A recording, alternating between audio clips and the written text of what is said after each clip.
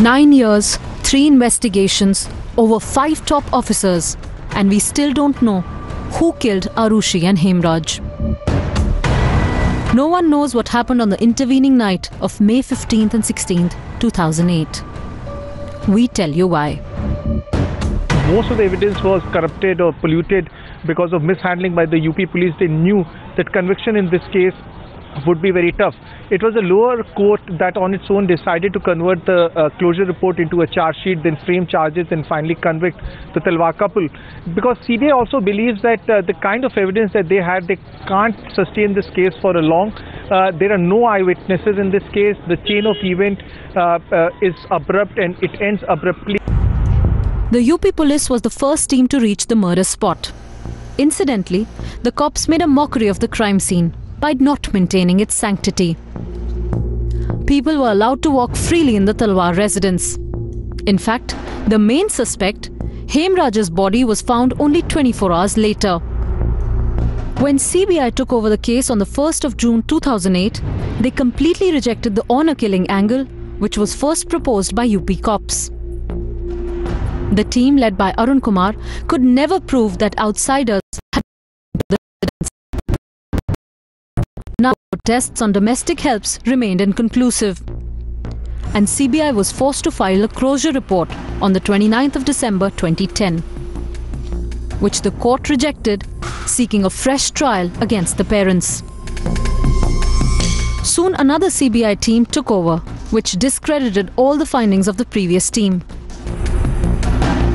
Despite claiming that Arushi and Hemraj's throat was slit with surgical precision, the second CBI team never seized Talwar's dental equipment, and till date has not been able to trace the murder weapon. 14-year-old Arushi had to undergo 2 postmortems, both of which gave diametrically opposite conclusions. If the police and CBI had done its job well, there is no way Arushi would have been denied justice. Now, from inherent weaknesses to admitting that the CBI's hands were tied from the very beginning, former CBI director who signed the closure report in the Arushi Talwar murder case also spoke to Times Now. AP Singh agreed the lack of physical evidence in the case and claimed that the report was filed based merely on circumstantial evidence. Investigation had a lot of inherent weaknesses. Number one was that when the UP police initially investigated this case, the scene of crime was completely lost. There was nothing in the scene of crime that had been preserved.